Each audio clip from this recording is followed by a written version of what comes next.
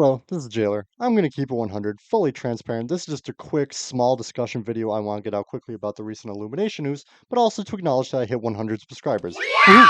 Now, I actually did have an idea for 100 subscribers special in mind, but that idea was heavily reliant on certain game updating, so I'll make a separate one down the line. But either way, thank you for the 100 subscribers. I rambled about it last video, but I've been doing this shindig for a decade on and off, and it means a lot that people can like enough to actively subscribe. Means everything to me, actually. On to the actual topic, I've been working on an Illumination film ranking, when it's actually going to come out, to be decided, no firm script or date.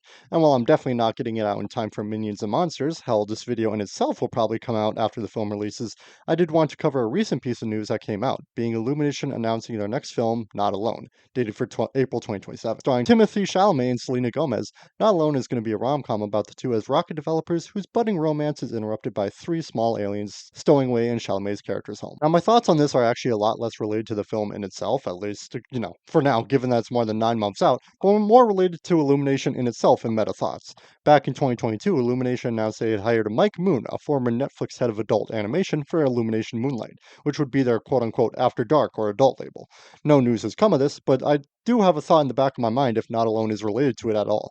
Granted, Illumination's name is front and center on the teaser poster with no extra label to it, and they haven't shied away from doing rom-coms before, namely Despicable Me 2, but with the fact that the synopsis has so much emphasis on the actual romance and and the aliens are only mentioned for a sentence or two, I do have to wonder if this will be closer to a hard PG or even PG-13 again. Film. Again, possibly under Moonlight. After all, the timeline also makes sense with the Moonlight label having started in 2022. Animation takes a while, but 4.5 years is more than enough time, even if it's possibly with a back-end crew, to get a film done.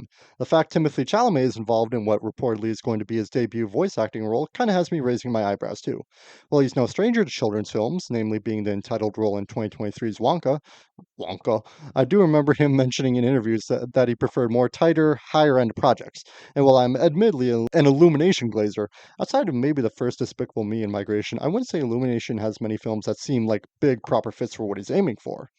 Unless this is something entirely different. Again, with there being three aliens mentioned in the synopsis, there's a chance this will just be another Illumination film in line with the rest, but I feel like there's a lot of aspects here that could indicate this may be the start of a new direction for Illumination, and I'd love to see it. Finally, and especially if it's a regular kids film, is coming out a few weeks after both Sonic 4 and The Legend of Zelda, which means it's going to have to fight like hell in the box office, even more so as an original IP. Don't know, just wanted to talk about it and feel like I had enough thoughts on it to discuss it in a full-fledged video, rather than just a spot on stream whenever I stream next.